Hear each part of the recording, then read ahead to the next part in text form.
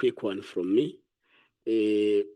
General Pahlane alleges that when they visited the Paul O'Sullivan and the IPID officials, when they visited the estate, part of what they probed was that from the security guards, was that how many cars does he drive? How many protectors does he have?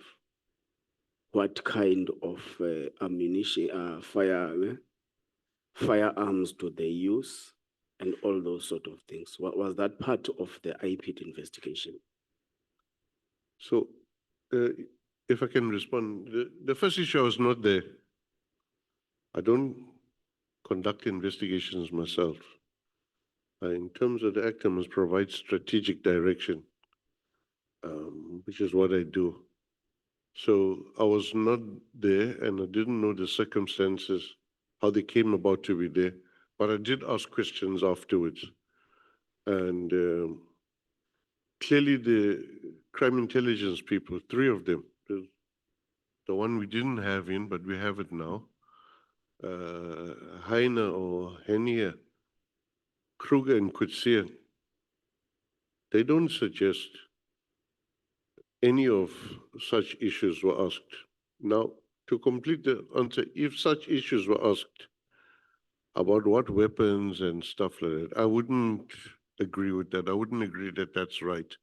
So I would not go along with that. If I was in a situation, it's not part of investigation. Perhaps maybe the cars, how many cars are there moving in and out, what type of car? Part of the car investigation, maybe.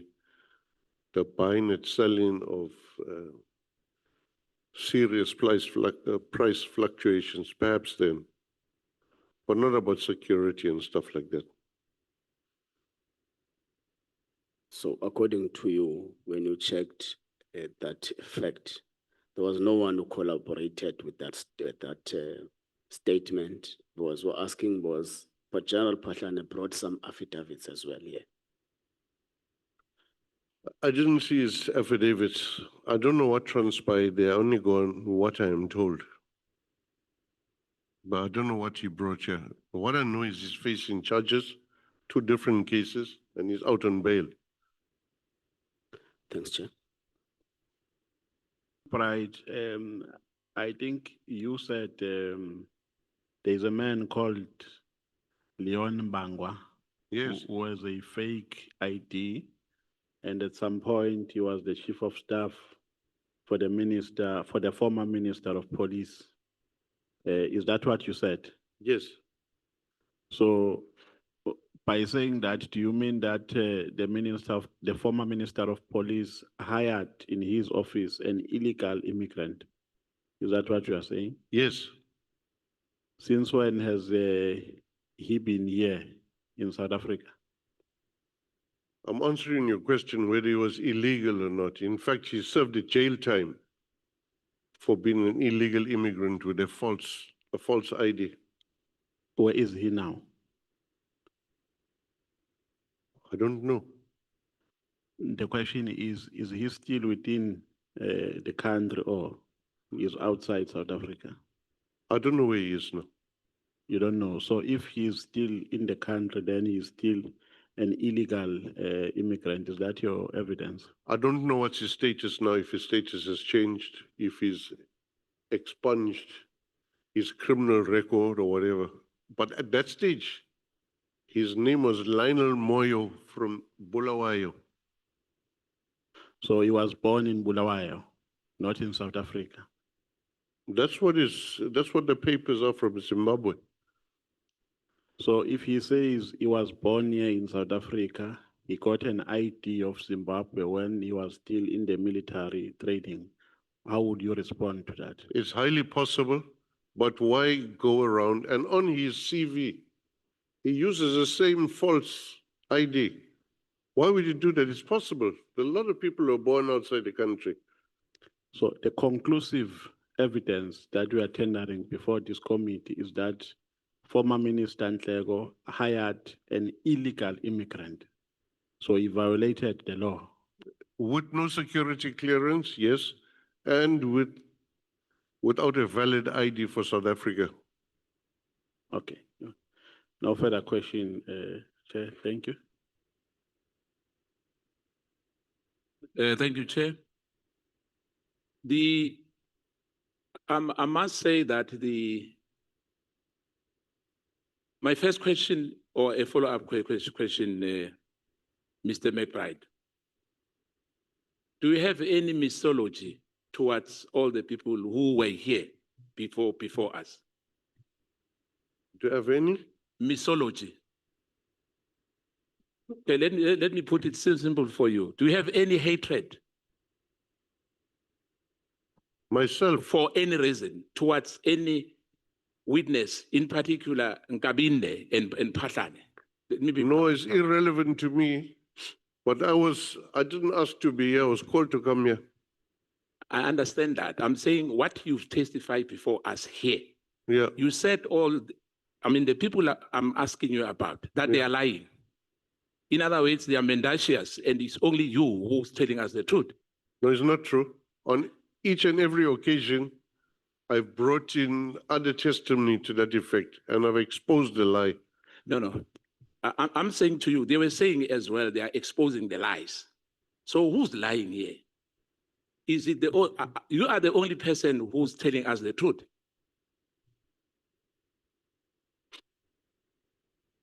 Chairperson, there's no easy way to answer this except to say there are none so blind as those who do not wish to see. I'm repeating again. Are you pulverizing all the witnesses who were here, who gave evidence to this committee? No, I'm not interested in pulverizing anybody.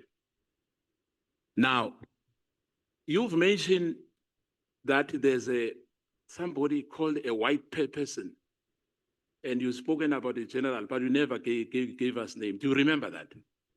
Or you didn't know the names of those I don't people? understand what you're asking. No. Let me simplify for you, Mr. McBride. I'm saying in your statement, when you were reading the statement, when you were explaining to the evidence leader, you spoke about a general. When I raised my hand to the chair, because I wanted you to tell us what is the name of that general. You've done that twice. And hence I'm sitting here, I'm confused. Which general were you talking about? And at a later stage, you spoke about there was a call to a white somebody else. And there was no name as well. Hence, when we are in this committee, we always ask for names. You don't remember? I don't know what you are actually asking me. I'm asking the name. Of who? Of those people you said a general, but you didn't give us a name. In which particular context? Yeah, hence I'm saying to you, now you are asking me the question which I was supposed to ask you when you were mentioning those, when you make those allegations against a certain general, who I don't know who were you talking about. In whatever context, names are important here. We don't have to hide any name. For instance, let me put it like this, Mr. McBride. You were very clear about Leon Bangwa, that he was illegal, whatever, immigrant. And I'm saying let me put it to you. There was an issue of Paul O'Sullivan. Are you aware that O'Sullivan has got multiple passport in this country? It's possible, yeah. What have you done about that? It's not illegal to have multiple passports or citizenships. Yeah, let me put it to you. Are you aware that Paul O'Sullivan's got multiple passports? Do you agree on that? Do you agree on that? Are you agreeing with me that he has a multiple passport and there's nothing wrong? That's what we are telling the committee today. It's not against the law, the way I understand it. So if it's against the law, then action can be taken by Home Affairs or... Point of order, Chair. I thought this time was for clarity-seeking questions. This doesn't sound like clarity-seeking question. I think maybe Honorable Skhosana wants to hold off until tomorrow to cross-examine the witness. Don't do but there's one chair here. Chair, can you please once again? that is not a point that is Sangweni, please. being disputed. Honorable Sangweni knows very well that there is one chairperson. She has a right to call a point of order. We have given you time, and we are still giving you time, Jali.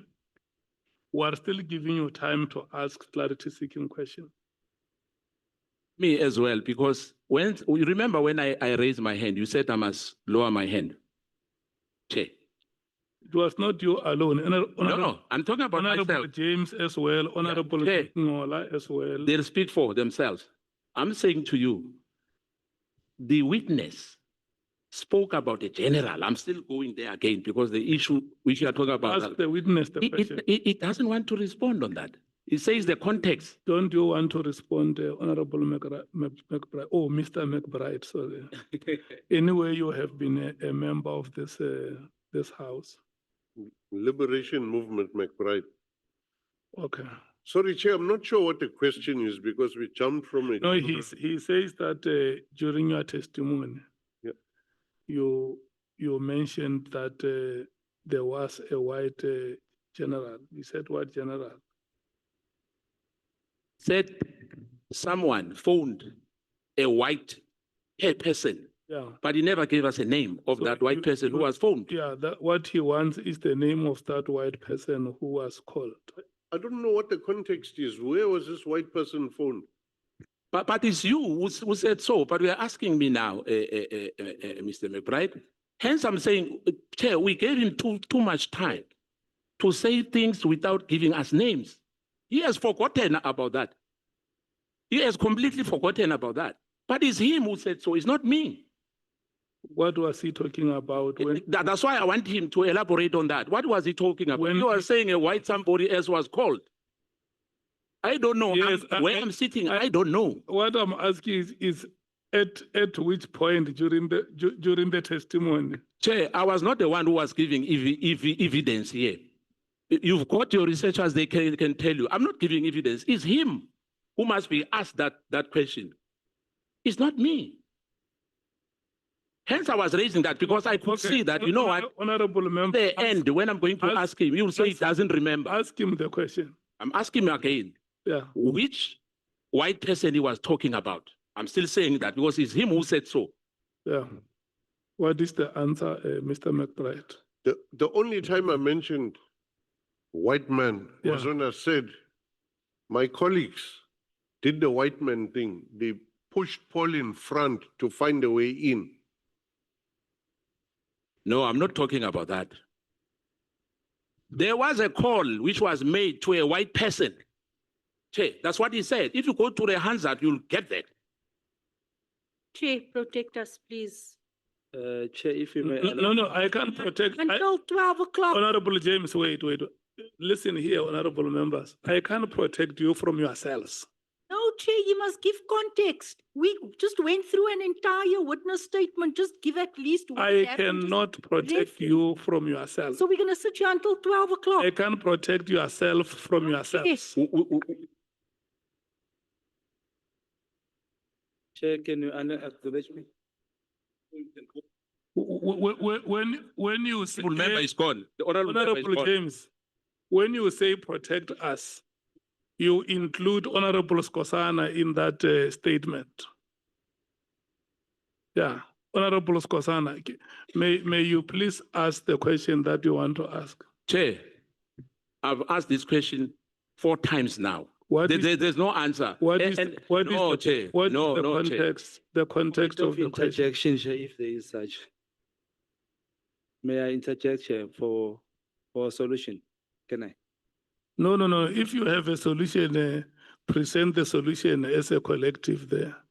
You are sitting next to the honorable. The MKP speaks in one voice. Honorable Nomvalo has just reconfirmed here that the MKP speaks in one voice. Chair, I can be sarcastic. And if some members, they are catching feelings here for whatever reason. Chair, give me a chance. Let's not go there. I have, listen, Honorable Skhosana, I have given the honorable members who spoke before you, I gave them chance to ask the witness questions. I don't want you to digress and start looking at other members. No, ask the witness questions.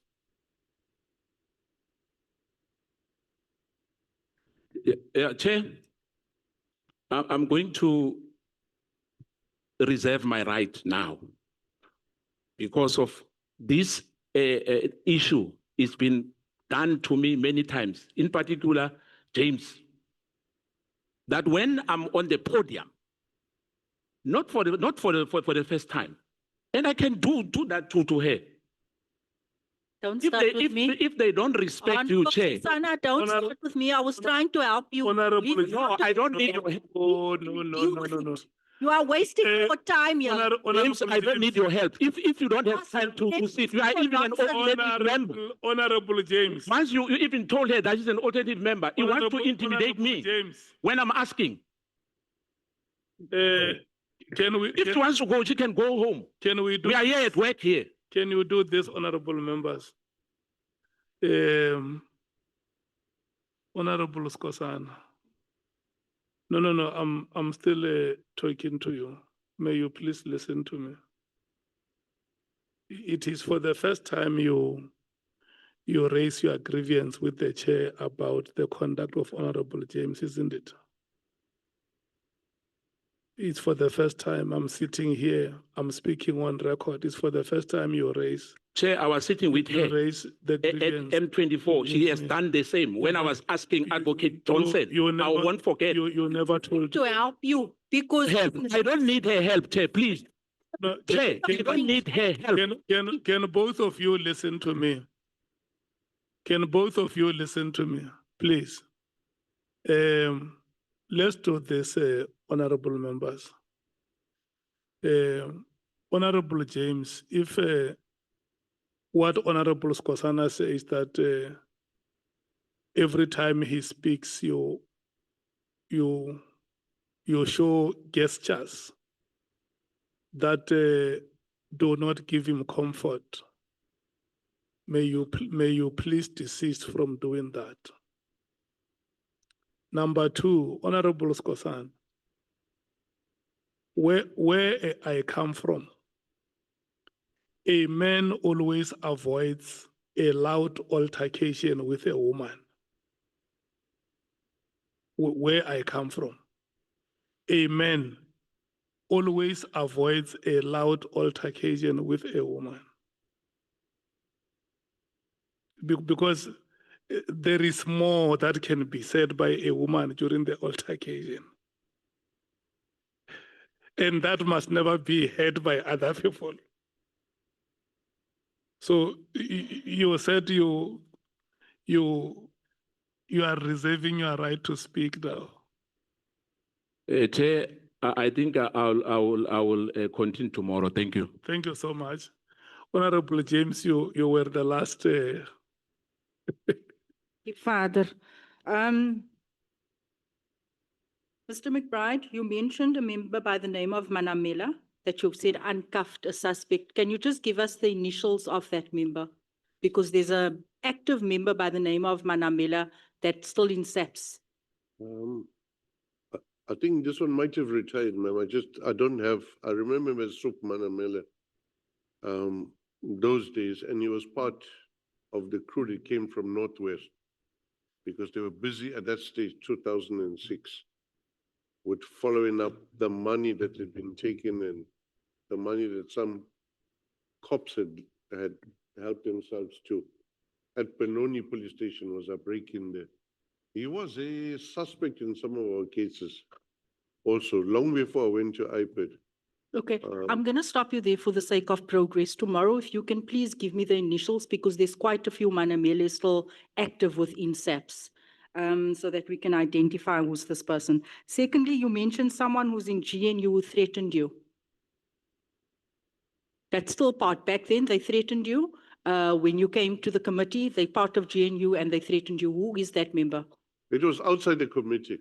Doesn't matter. He's a member of this house. Who is that member? It's the Minister of Correctional Services.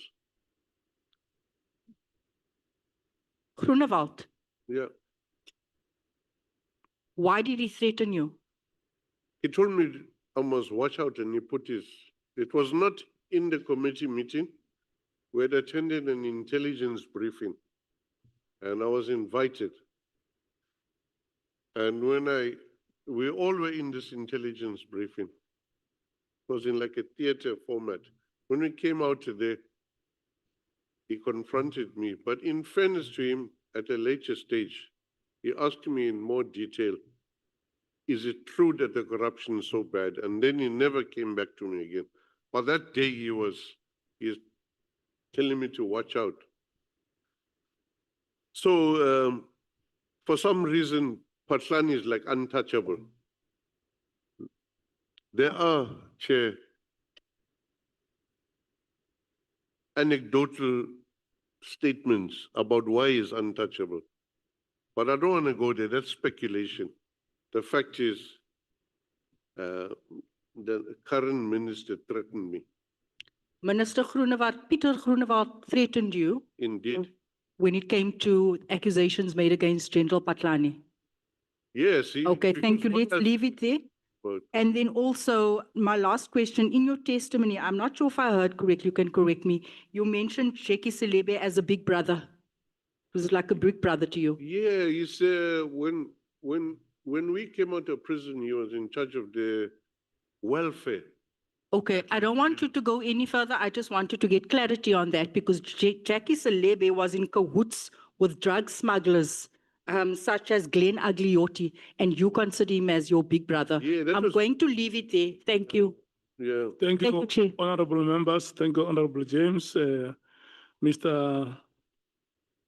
Robert John McBride, it's me who is speaking now. If you can look at me. Yes, sir. Advocate Bongiwe Mkhize, thank you so much once again. The meeting has come to an end. May you please stand up and leave. We are meeting here again tomorrow at 11 o'clock.